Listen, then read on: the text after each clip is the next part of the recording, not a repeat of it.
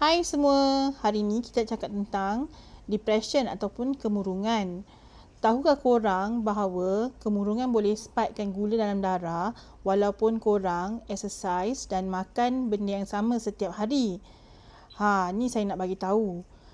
Saya pun tak pernah tahu tentang perkara ni.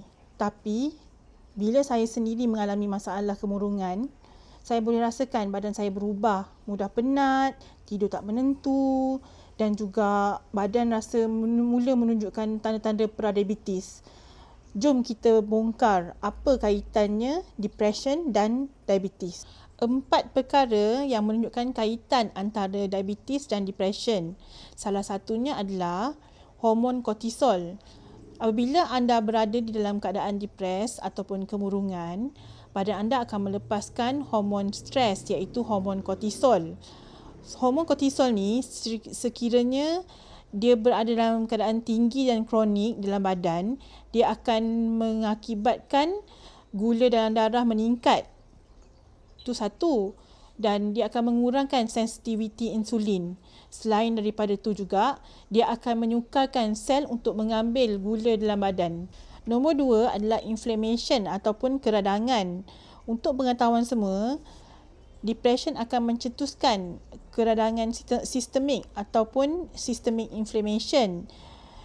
Inflammation biomarker akan mengganggu reseptor insulin dan juga fungsi beta pankreas. Semakin lama kita mengalami depression yang menyebabkan inflammation tu, semakin tinggi kadar untuk badan kita mendapat diabetes jenis 2. Nombor 3 adalah perubahan hormon ataupun perubahan neurokimia yang berkaitan dengan serotonin dan juga dopamin. Anda pernah dengar tak dua hormon ni? Kalau anda tidak pernah dengar, saya akan ceritakan. Kadar serotonin yang rendah akan menyebabkan selera makan yang tak berapa okey, iaitu mungkin terlampau selera makan ataupun tak lalu makan. Okey. Nombor 2, carbohydrate craving, suka makan benda-benda yang berkarbohidrat. Nombor 3, menjejaskan motivasi untuk bergerak dan juga kawalan impuls. Sementara dopamin pula, sekiranya rendah dalam badan, ia akan menyebabkan minat untuk buat apa-apa aktiviti berkurang dan juga tenaga untuk memasak berkurang dan juga keupayaan untuk mengekalkan rutin sihat berkurang juga. Nombor 4 adalah gangguan tidur.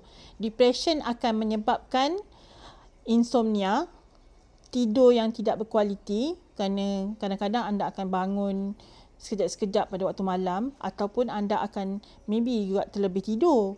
Tidur yang terganggu ni akan menyebabkan meningkatnya gula dalam darah, meningkatnya kortisol dan juga rintangan insulin.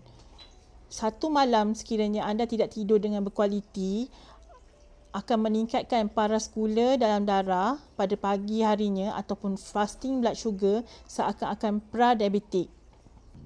Saya cuba katakan pada diri saya bahawa saya ni penat je kot sebab saya mula rasa tidak tenang, penat, selalu tengah hari tidur tengah hari, malam tidur terganggu, berat badan naik walaupun makan dengan sedikit. So, saya tak faham kenapa badan saya jadi tak respon pada tindakan saya.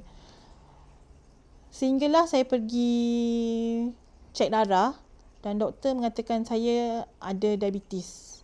Pada waktu tu memang saya menangis di depan doktor. Saya tak tahu nak cakap apa waktu tu sebab saya waktu tu kita dah cuba nak elakkan diabetes tapi masih dapat diabetes, penyakit yang saya takuti selama ni. Kajian di seluruh dunia menunjukkan bahawa orang yang menghadapi depression ni, dia adalah 37 hingga 60% berisiko lebih tinggi untuk mendapat type 2 diabetes. So boleh bayanglah risiko dia macam mana. Orang diabetes pula 2 kali ganda lebih berisiko untuk mengalami depression. So dia macam cycle. Kalau anda depression, anda akan dapat diabetes. Kalau anda diabetes, anda berisiko dapat depression. So dia macam cycle, pusing-pusing. Dan merawat selain daripada tu, merawat depression juga boleh menurunkan HbA1c dan fasting blood sugar. Yang mana hormon kortisol tu dan juga inflammation tu akan berkurang.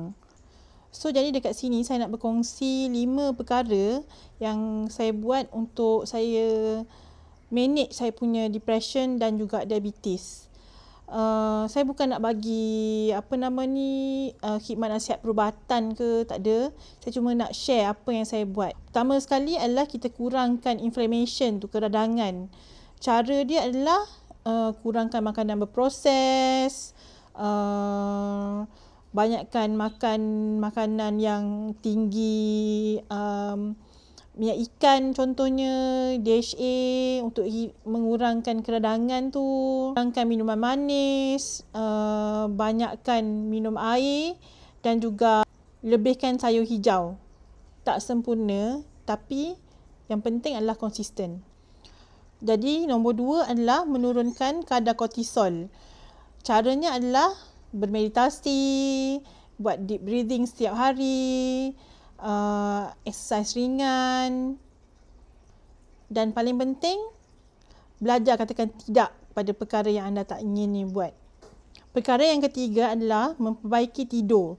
So apa yang saya buat adalah saya kurangkan screen time waktu saya nak tidur, khususnya 1 jam sebelum tidur. So kita elakkanlah waktu nak tidur, kita elakkan 1 jam sebelum kita tidur tu kita kurangkan screen time. Nombor 2 adalah saya pastikan bilik saya lebih sejuk supaya saya lebih mudah tidur lena, dan saya pastikan masa tidur saya adalah lebih konsisten setiap hari. Tak adalah macam hari ni tidur pukul 11, esok tidur pukul 2, tak macam itulah. So kita make sure bahawa kita punya masa tidur adalah konsisten. Perkara nombor 4 adalah pemeriksaan darah secara berkala. Memang takut setiap kali jumpa dengan doktor setiap kali 3 bulan tu atau 6 bulan. Tapi yang penting adalah kita tahu fakta tentang diri kita berbanding dengan kita atasi ketakutan yang kita hadapi tu.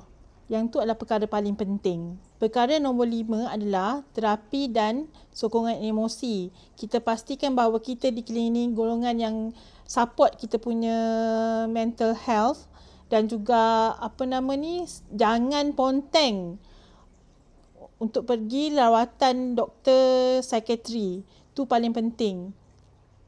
Jadi berdasarkan video ni, saya harap bahawa saya dapat menepis stigma bahawa kemurungan bukan lemah iman, bukan tanda seseorang itu lemah.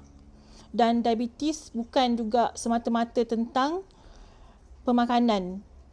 Kedua-duanya adalah keadaan biologi seluruh badan yang berkaitan satu sama lain. Jika anda rasa mood anda turun, tak tiba-tiba rasa sedih dan gula anda tiba-tiba spike, anda bukan gagal, tapi ada penjelasan secara saintifik apa yang badan anda cuba katakan kepada anda semua. Kalau korang rasa video ni bermanfaat dan memberi impact kepada korang semua, apa kata korang share, like, supaya ramai lagi kawan-kawan kita di luar sana dapat memanfaatkan daripada cerita ni. Okay semua, take care, bye.